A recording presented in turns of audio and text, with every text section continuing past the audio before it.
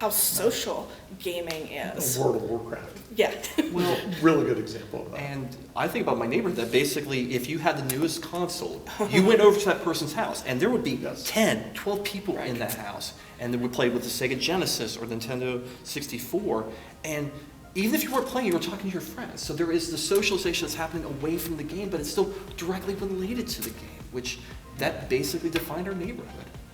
Well, I think in the esports sort of evolution we've seen Correct. is natural from that, because what did you do? You watched the other people play the game, or you cheered them on, or you tried to distract them, or whatever it was. But we always had this kind of interaction and social aspect while other people were playing games that you were interested in. And talking about esports, I think the thing that was fascinating about that was I'm watching esports now. So Disney XD has the Overwatch League. TBS has esports. There's Cheddar esports.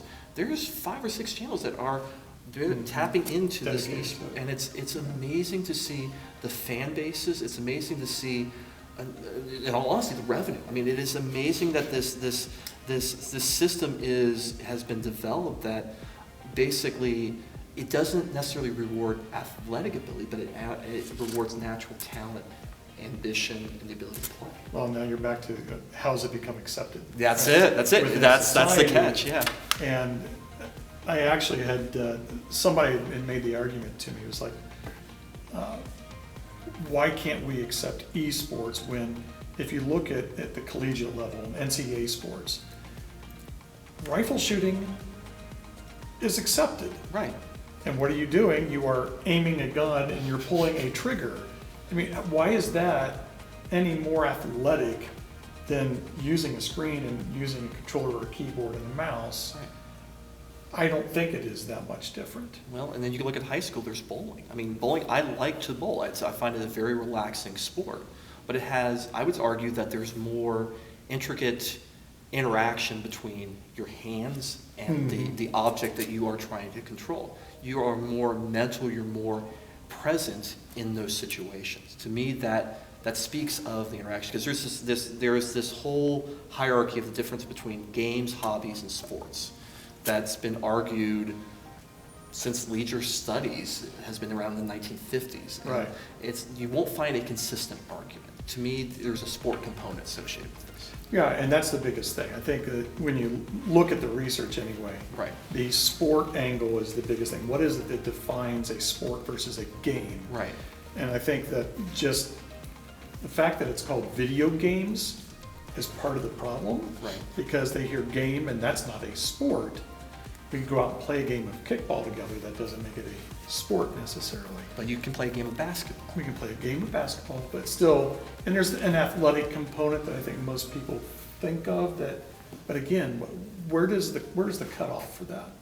I think that's a huge question. Now, the other part, to me, in thinking about the acceptance of esports, which in Asia is not a problem. South Korea. That's what I was going to bring up. Yep. The China, South very Korea, different. it's not a problem, but to me, and what we're starting to see the beginnings of is just the commodification of it.